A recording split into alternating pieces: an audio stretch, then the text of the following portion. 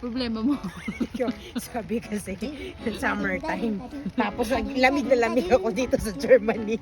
Samantalang sa Spain, dalawang beses ako naliligo. Naliligo ako ng umaga bago pumasok sa work. Tapos gabi bago matulog. Tapos init na init ako.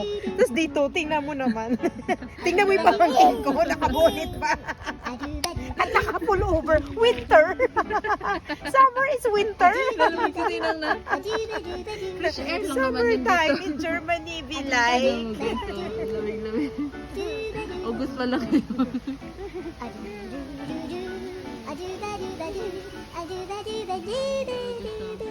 So ano na? Mainit ba? Yan ang kaibahan ng Ng Spain at saka German. oo. Summer in Yung- Germany yeah. at Spain. Lamig Yeah. lang.